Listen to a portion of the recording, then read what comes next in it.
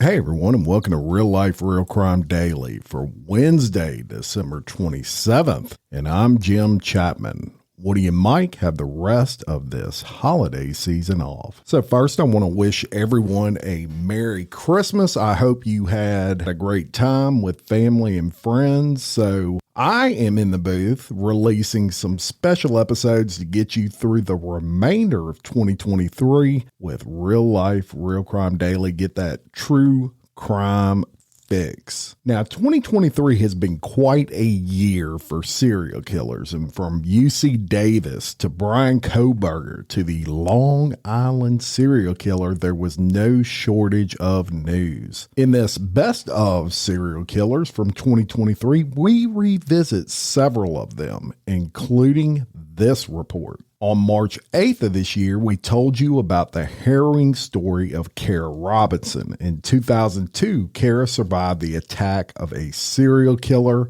leading to his eventual suicide. Here are the full details of this amazing story of survival from March 8th of 2023. Okay, so a serial killer by the name of Richard Ivanitz abducted 15-year-old Kara Robinson in 2002, forced her into his vehicle, and restrained her inside his South Carolina home. The abduction actually became the biggest mistake of his criminal career when Robinson escaped and eventually sent police down his path.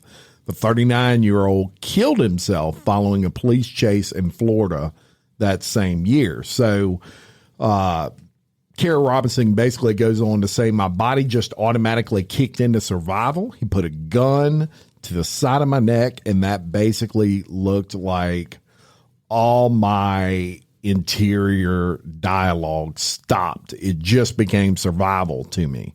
So my survival mechanism was a little bit freeze, a little bit fight, but mostly the appease response, which is known as fawn for those of you out there, which is kind of to co-regulate this person's nervous systems. In other words, Robinson followed Ivance's orders in order to survive. I essentially realized that I had to remain calm to gather information that would allow him to trust me, become complacent, and eventually allow myself to be able to escape. And that's a real thing. When you're in a life or death situation, we've talked about the 4 F's many times: fight, freeze, fawn, or flight. And she obviously chose the fawn aspect of that, which was very smart because she eventually escaped. Now, Ivanitz, who is originally from Virginia, murdered Sophia Silva, Kristen Lisk, and Katie Lisk from 1996 and 1997 in Spotsville County prior to Robinson's capture and escape. This guy lived in states all over the country over the course of like 6 years, including South Carolina, where he abducted Robinson as she was helping a friend tend to flowers in her front yard. He basically pulled up to the front yard and forced her into his car at gunpoint. Ivanitz locked Robinson in his home, and he repeatedly sexually assaulted her, according to the FBI. The 15-year-old went along with pretty much everything he wanted to do, and that was her fawn stage, where she was in an effort to survive and felt like going along with him would allow her to do that. Now, as time elapsed, Robinson also memorized details about her captor's apartment. Very, very smart young lady here. There were little animals she remembered. She even remembered how many and what kind of animals they were. She knew the layout. She could describe being inside the apartment. Obviously, whenever she was sleeping in his kitchen, she got close to a refrigerator and found his dentist and doctor's information on magnets. So she memorized them. Super smart. Super smart. She even memorized. She didn't at this point know she's going to live. She's just doing it in case she lived. Right? That's freaking awesome, man. And at 15 years old, she even memorized the serial number that was on the inside of the container in Ivanitz's vehicle. How about that? I can't, there's no way I can memorize my VIN number right now, but She also recalled seeing long red hair of a woman in a hairbrush inside his apartment and feminine hygiene products, as well as 2 toothpaste, indicating there was probably more than one person living there. How smart is this girl, y'all? During the night when he was sleeping, she was able to escape the restraints he was keeping her in and flee his apartment. She contacted law enforcement, told them everything that she had memorized about Ivanitz and his apartment, which ultimately helped them track down the serial killer. Ivanitz had an explosive temper, was fascinated with guns, and both used and sold marijuana, according to the FBI. He would conduct surveillance of his victims prior to abducting them, all of who were under the age of 18, and had a preoccupation with drowning victims, being forced to wash and or shave pubic hair, binding of victim hands and feet, use of sex toys and pornography, both adult and child, use of plastic tub and metal containers to dispose of the victims. He would wrap them in blankets, bound them with rope, and even they've had victims being found near bodies of water, the FBI said, that were victims of his. So this guy was as gross and disgusting as you can possibly get. Now, Robinson joined law enforcement after developing a close relationship with a sheriff who had handled her case, and is now an advocate for other victims of crime. As a married mother of 2 sons, she continues to help victims of crime and host her own podcast, Survivor's Guide to True Crime. In one episode, she discussed the appeased response that helped her survive 20 years ago with expert guests who explained the survival method that came naturally, the fawn method in her case. And just amazing that it did. Robinson said the best piece of advice she can give victims or potential victims of crime is to respond in a way that makes you feel confident and strong. Talk to yourself in a positive manner, like, I'm strong, I can get through something because I'm lucky, I'm grateful, good things are going to happen to me. Robinson had a list of other options on her website to help victims of crime. So y'all, if that's not a positive, talk about putting a positive on an ultimate negative situation. How many victims did that guy have? Three confirmed that he was convicted of. I'm sure, as Woody would tell you there's probably many more they'll never know. But 3 in one particular case, it was sisters. Yeah. Well, keeping along the theme of uplifting. Amazing young lady. Yeah. To have the wherewithal to memorize all the shit that the cases that I've worked on, I'm just sitting here and blown away by the facts that she did that. To memorize the dentist and Dr. Magnus and shit. Notice someone has red hair because of the brush. Reminds me of the James Patterson, Alex Cross books, the Along Come a Spider. Kiss the Girls was the movie where Ashley Judd played the girl who was, she was abducted, and he had a bunch of women, and she escaped from these underground tunnels and was able to help them solve the whole thing. Great old movie. Great old book, too. Kiss the Girl. All of his older stuff was great. Spark something uncommon this holiday with just the right gift from Uncommon Goods. The busy holiday season is here, and Uncommon Goods makes it less stressful with incredible hand-picked gifts for everyone on your list, all in one spot. Gifts to spark joy, wonder, delight, and that's exactly what I wanted feeling. Hey, y'all, I ordered a super cool piece. It's a candle with a sculpture of LSU's Tiger Stadium on top of it. And each officially licensed laser cut wooden replica features up to 4 layers of detail, creating a bird's eye view of a specific football field, seating section, and more. And every label includes your stadium's name, the team's logo, and school location. And it has a coconut, soy, vegan wax infused with sandalwood smell that creates tailgates and touchdown scent profile, reminiscent of game day. It's invigorating like fresh cut grass and nostalgic like smoke from a pre-game grill, and calming like the crisp autumn air of a new semester on campus. Y'all, I love it. I have it at the base of my TV, and I'm ready to watch the Tigers play on Saturday night, right? Uncommon Goods. Look, when you shop at Uncommon Goods, you're supporting artists and small independent businesses. And many of their handcrafted products are made in small batches. So shop now before they sell out this holiday season. Uncommon Goods looks for products that are high quality, unique, and often handmade or made in the U.S. They have the most meaningful, out of the ordinary gifts anywhere. They even have gifts you can personalize. From holiday hosts and hostess gift to the coolest finds for kids to hits for everyone from the book lovers to diehard sports fans. Uncommon Goods has something for everyone, not the same old selections you can just find anywhere. And with every purchase you make at Uncommon Goods, they give $1 to a nonprofit partner of your choice. They've donated more than $3 million to date. So to get 15% off your next gift, go to uncommongoods.com/RLRC. That's uncommongoods.com/RLRC for 15% off. Don't miss out on this limited time offer. Uncommon Goods, we're all out of the ordinary. Hey ladies, are you feeling overwhelmed by hormonal changes? Well, you're definitely not alone. There are more than 1,000 hormone disruptors living in our environment right now. It's in your food, your water, the air you breathe, the clothes you wear, your skincare products. They all mess with your hormones.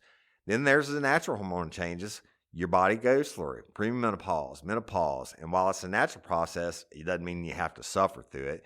The good news is you don't have to suffer through it anymore because now you have Hormone Harmony, a formula made only with herbal ingredients that are shown to reduce hormonal symptoms in women of all ages. Hormone Harmony is not just a hormone support and supplement. It's become a phenomenon. Women can't stop talking about it on social media. A bottle of Hormone Harmony is sold every 24 seconds. And the biggest benefit? Well, my wife says it makes her feel like her own self again. And that's what women mention over and over in the reviews. And there are over 30,000 reviews for Hormone Harmony. And for a limited time, you can get 15% off your entire first order at happymammoth.com. Just use code RLRC at checkout. That's happymammoth.com and use code RLRC for 15% off today. That's happymammoth.com and use code RLRC. UC Davis was terrorized by a serial killer earlier this year. By the time Carlos Dominguez was arrested, 2 people were tragically killed and another critically injured, all in separate incidents. Here's the report of his capture, which aired May 8th. UC Davis has arrested a serial killer. Davis police announced the arrest of a former 21-year-old UC Davis student as the suspect in 3 stabbings that left 2 men dead and a woman critically injured.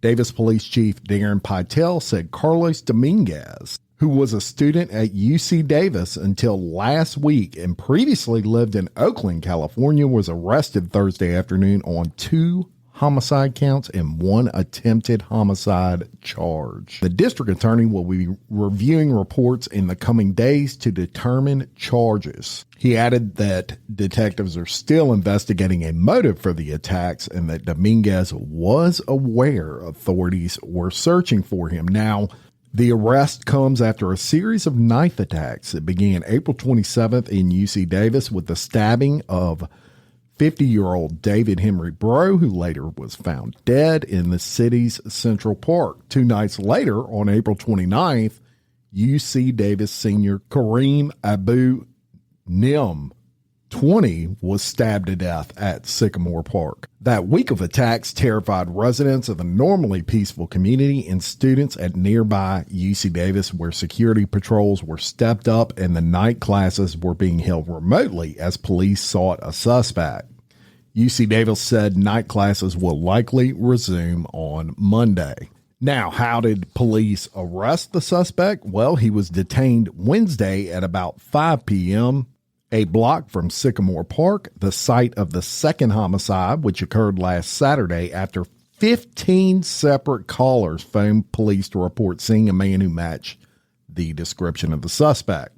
His description included long, dark, curly hair, wearing black Adidas pants with a white stripe. Pytel said one caller followed Dominguez from Sycamore Park until police arrived and stopped him about a block from the park. Dominguez went with the police voluntarily, Pytel said, and police later found a large knife in his backpack. Pytel said police did not know whether Dominguez may have been planning another attack when he was detained.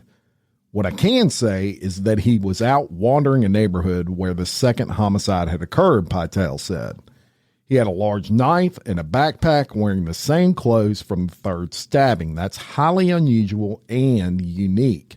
Now, UC Davis did confirm that Dominguez was a student until April 25th when he separated for academic reasons. The first stabbing happened 2 days later.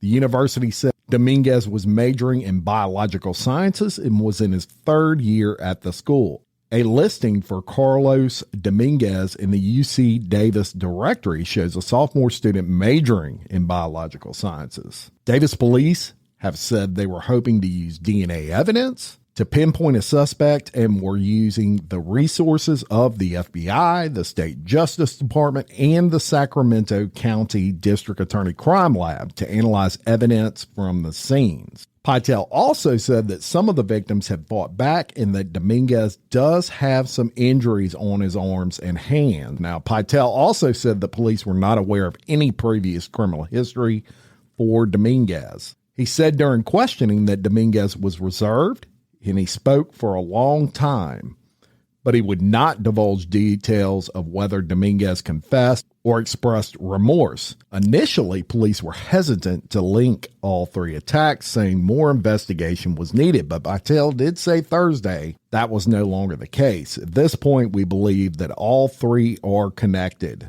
Detectives were still evaluating whether Dominguez may have known Nim, the second victim, from classes or interactions on campus where both were students. So good news there, as it appears that a serial killer has been taken off of the streets at UC Davis in California.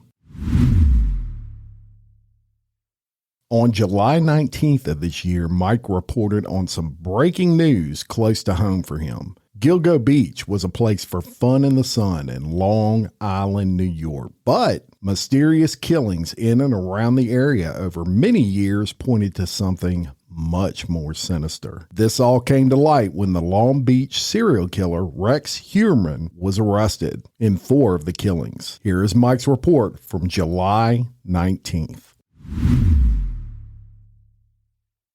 This is a story. We're going to talk about the Long Island serial killer, and it's a story that for 13 plus years has really enamored the country, especially people in that region and on Long Island. And really this took place, guys, has taken place over the years in the backyard of where I grew up. I was at Gilgo Beach often. My aunt and uncle lived at Oak Beach, which are 2 central locations within the story. And so it's all very, very real for me. The conventional wisdom of this story is that it all began with the disappearance of a prostitute by the name of Shannon Gilbert. And for years, and this is for years where tons of stuff has been written, movies, docuseries, specials, everything came at the Long Island serial killer story from the perspective of the Shannon Gilbert incident. And what we're finding out in the news here with this arrest over the past few days is that the connectivity between the suspected killer and Shannon Gilbert is tentative at best. And so what I want to try and do is in 2 parts give you sort of the Shannon Gilbert and the conventional wisdom story right up to the point where a suspect is captured, and then come back in a second part and give you how many victims do you think there are, or how many victims have been identified minus Miss Gilbert? 10. That's Linked to him, though. No, not linked to him. That's right. And that's the key in the part area of this. with the same MO. Well, not necessarily the same MO. Okay, the 4, what are known as the Gilgo 4, were identical MO. Were in a very confined area, equidistant from each other, all wrapped in burlap. The MO is identical. All were prostitutes. All were doing business through Craigslist or something similar. And so the connectivity between those 4 is undeniable. Right. The evidence right now put police in a position where they've charged him with 3 of those murders. All right. So you're about to lay it out for us now. That's the second part. We'll get to the second part. The Shannon Gilbert story is the story that, if people have been following this case, it's the story y'all heard up until this week when this guy Huerman was arrested. So let's go back to May 1st of 2010. And an escort by the name of Shannon Gilbert ran from a home on Oak Beach, Long Island. Oak Beach is a tiny little beach. This is not a big town. This is, at that time, probably 50 homes or less. They are they're beach houses, summer houses, they're retirement homes, some people's permanent home, but this is not a big area. This is not a heavily populated area. Ironically, it is a guy that was 1 year behind me in high school by the name of Joe Brewer, who arranged for this meetup with Shannon Gilbert. So you knew this guy at his house. So he had a prostitute at his house? Yes, he was newly divorced. He was getting into a lot of trouble, apparently. And has he ever hooked you up when you were newly divorced? No. I I don't have him to thank for anything like that or blame. And I guess as some of those things go, this hookup wasn't set up until 2:00 in the morning. So she arrived. Yeah. She's from New Jersey. She came a long way. She came several hours out with a driver who acted as her bodyguard / driver, and they go all the way out to Oak Beach, Long Island, very foreign territory for them, to see this guy Joe Brewer. Exactly. And Brewer has her in his house with him for several hours, and the stories over time are all different, but she starts freaking out and screaming that someone is trying to kill her. This is on a 911 call. Yes. All right. This is Shannon. Well, she does it out loud as well as doing it on this 911 call. Right. The problem with her 911 call is she has no idea where she is. And so she's telling them she's at Jones Beach, but she's actually a long way from Do you know what happened to the pimp or the driver? I know what he says happened. All right. Okay. So the way that this goes is she starts acting all crazy, talking about that somebody's trying to kill her. Brewer says, I got to get this chick out of here. She's nuts. Again, when you say she says that, this is on a 911 call. Yes. So she calls 911 and then says all this. She not only calls 911, she is yelling it as she ends up running through Oak Beach and hits several people by banging on their front door and having them come to the door. And it's on the 911 call. Yes. Okay. A 31-minute 911 Wow. call that she makes as she's running around. But so Brewer, his story is she goes nuts. I don't know what drugs she's on. She starts talking about people killing her. I didn't even have sex with her. I never even paid her. I just went and yelled to this guy, Michael Pack, who was her driver, to get her the heck out of here. And by the time we tried to do that, she ran off.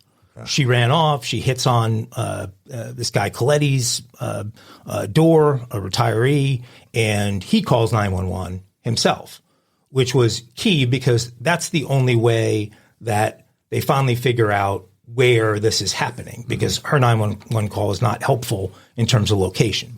So, but she continues running because Pack is driving the SUV through Oak Beach, looking for her, trying to find her and get her back in the car with him. His story is that he continues to do that for, he says, until the sun comes up, which is, about an hour or less. And then he just finally says, I don't know where the hell she went. Maybe somebody else picked her up, and he drives all the way back home. He never even sees police that day or talks to anybody. Probably had a warrant. And police don't really question him, Brewer, the guy Coletti, or anybody else for quite a while after this. And one of the big problems with the case is that people believe that the Suffolk County police are not taking it very seriously because it's a missing person and it's a missing prostitute, and she's not even from the area. They don't really care all that much, right? And so the Shannon Gilbert story is really the taking off point for all of these others. And when they begin finally in earnest searching for Gilbert, which is largely because of the aggressiveness of her mother and her family in wanting answers as to where their daughter is, they begin searching first in a very confined area immediately around Oak Beach, but the next beach west toward New York City from Oak Beach is Gilgo Beach, which is a big surfer spot there. There's not that many spots where you get a good break. And so Gilgo is tons of surfers lined up there every morning. I posted a picture of my brother-in-law. He surfs there 4 or 5 days a week. It is the surf spot. They are searching Gilgo area months later, and a cadaver dog signals that he's onto something. And in 2 days, they discover 4 bodies, none of which are Gilbert's, in that area. Those bodies belong to, they were all prostitutes, and they became known as the Gilgo Four. It's Maureen Brainerd Barnes, Melissa Barthélemy, and there's a really interesting story with Melissa Barthélemy and this guy they've arrested, Megan Waterman and Amber Lynn Costello. 3 of those 4 are the women that Huerman's been charged with murdering. But so he must have been part of the DNA they tied him with, right? Yes. So but the assumption after finding those 4, and then over a series of months, another 6, which included half the remains of 2 people, when the other half have been found in other locations, not necessarily near there, one on the mainland in Manorville, another one on Fire Island years earlier, like 96. So all of this stuff predates Shannon Gilbert, but they're assuming, and in fact they announce, that this is all connected. Hey, y'all, let me tell you about Gobble. All Gobble meal kits are pre-prepped. That means less work for you and less waste in your kitchen. Their meal kits include everything you need so you can save time at the store or just skip that trip entirely. I got the box in and I had 3 different meals. I had a Kung Pao chicken, crispy fish tacos, and a beef bourguignon, however you say it. But let me tell you about the classic beef bourguignon. Look, it came with beef pot roast and a beef broth concentrate, red wine demi-glaze, cremini mushrooms, cipollone onions, mashed potatoes, baby carrots, and rosemary thyme butter. It was so easy to make. Literally like 15 minutes it took Cindy. And let me tell you something, all the dishes were fire, but this thing was like a taste explosion in my mouth. It's just unreal. We've got to spend more time together and more time doing the things we love because everything came in this one single box right to my door. So see what a difference Gobble will make for your household. Right now, they're offering my listeners a fantastic limited time deal. You get $120 off across 4 boxes plus free shipping and free cookies. And let me tell you, those cookies, I ate one that was sin baked and it was delicious. Go to gobble.com/real life. That's GOBBLE.com/real life for $120 off your first 4 boxes. This offer is not available on the home site, so don't miss out. This is genius. It's taste explosions in your mouth like you never had. That they believe all 11 of these murders, because they eventually find Shannon Gilbert's body months after that they're all connected, and they believe there's one serial killer, which is what set up everything around this story that people have been glued to for years now. And it's why every one of these productions done on it starts with the Shannon Gilbert story, because for most of that time period, people thought the Gilbert incident was connected to those. And when we come back and talk about this sort of as the investigation really heats up in the last 2 years and they identify this guy and then they arrest him, what the actual connectivity is. Right. And I know we're going to come back and talk about that, but tell the listeners, if you would, because there's going to be some from Louisiana or Texas that don't know the story. Do you have the information on his arrest and what he's been charged with? Oh yeah, but we'll do that it's a lot. There's a lot there. Yeah, but I mean, just murder. Tease it. Yeah, right. Murder. Yes. Three of the Gilgo cold cases, and they tied him through his DNA. I think they tied him to phone records. I mean, it's extensively phone, and then secondarily DNA. I get it, but the DNA, of course, is going to be a huge part. DNA is a huge doesn't part. lie. Right. We look forward to the second part of that, Right, Mike, yeah, for and sure. 4 years before the news of the Long Beach serial killer surfaced, there was a killer terrorizing the Atlantic City area. He became known as the Eastbound Strangler. In this report from July 28th, Mike tells you the details in comparison to his Long Beach counterpart. Well, speaking of psychos, we've already conjectured around the table here over the last few episodes that there's no way in our minds that Rex Heuermann committed these 3 or 4 select murders on Long Island and never murdered anywhere else. And lo and behold, story emerges about a serial killer that was labeled the Eastbound Strangler. Really? In the Atlantic City area in the early 2000s. So the arrest of suspected Long Island serial killer Rex Heuermann has prompted investigators across the country to re-examine similar cold case murders, right? So people are looking for they do MOs that anytime somebody gets busted in a case like this. Including nearby, well, I wouldn't say nearby, it's a good 3 hours away, Oceanfront Enclave, where 4 sex workers were found lined up dead in a sewage ditch back in 2006. So this would be 4 years prior to the Gilgo Beach stuff. Yep. And in a very similar kind of setup with a very similar MO dealing with sex workers. 2 women walking in a marsh behind a row of motels just west of Atlantic City stumbled across a gruesome sight back in November of 2006. They found the remains of Kim Raffo, who was 35, so a little older than his normal demographic. And police arrived to discover 3 more women in the same pit. Tracy Ann Roberts, age 23, Molly Ditz, age 19, and Barbara Bredor, again, a little outside of his demo, age 42.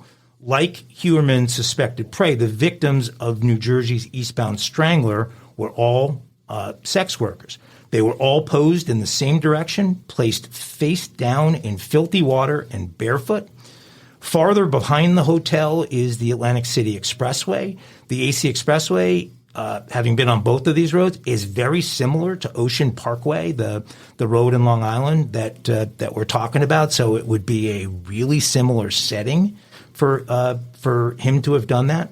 A dancer from a club called Stiletto, which is a strip club on the boardwalk in Atlantic City. Sounds like fun to me. Yeah. Said I thought it was a church. Said she believes she may have seen Heuermann 3 separate times, twice before the pandemic and one more time in 2021. All 3 times, she said, he paid for a private room but declined a lap dance. He just wanted me to sit and talk with him and then would keep trying to persuade me to meet him outside of the club. I never went. I've met people outside the club before, so I'm not a total stranger to it, but this guy did not make me feel comfortable enough to do that. She said she believes he left her alone after the 3rd visit because she'd gained some weight following the birth of her 2nd child, which is an interesting observation. You'll recall that despite his, quote, ogre-like size of 6'6", 275, Huerman's suspected victims had all been really petite, with 3 of them under 5 feet tall and around 100 pounds. All 4 of these bodies in Atlantic City fit the petite part of the description. So while she said she didn't or she couldn't be fully sure that the man was Huerman, she described him as a large New Yorker with a similar face. Although he stopped going to the club, Huerman's distinctive features rattled the Atlantic City dancer one more time, she said. I do know I did see him on Tinder too. When the Suffolk County prosecutors released the photos he used on Tinder, my jaw nearly dropped, she said. So the dancer said she'd been afraid for years due to the unsolved slayings in Gilgo as well as Atlantic City, and noted her club is close to the road leading out of the town to the former Golden Key motel. So again, even she observed that the setting there was very similar to the one on Long Island. A parking attendant next door said he recognized Huerman as an infrequent visitor to the club. So did the clerks at several stores along the boardwalk. Huerman's wife and adult children have a connection to Atlantic City, which makes it logical from that standpoint. Huerman is reported to be a heavy drinker, but bartenders in the area said they weren't sure if they recognized him from the TV coverage or from in person. But some of them said they recognized him. Atlantic City also has a lot in common with one of Huerman's other preferred destinations, Las Vegas, meaning all the gambling. So at this point, it's things that make you go, but I mean, it's a very I said similar. in the beginning, he's got way more bodies on it than them. So pretty. Maybe he got comfortable, started dumping them closer or whatever. In the beginning, he's spread out. Yeah, he's got more than 3 bodies on him. Well, we'll see what kind of evidence they are able to get together from here in Atlantic City. And I'm predicting that they're going to pull some DNA from way back when on one of these girls, and it's going to match up to this idiot.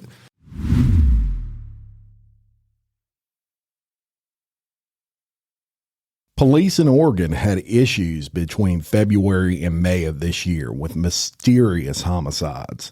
In July, 4 of these deaths were linked by DNA to one person. In these 2 reports, from July 20th and July 21st of this year, I cover the search for a suspect, and the very next day, I was happy to report the killer captured. Here's the reports from July 20th and 21st of this year.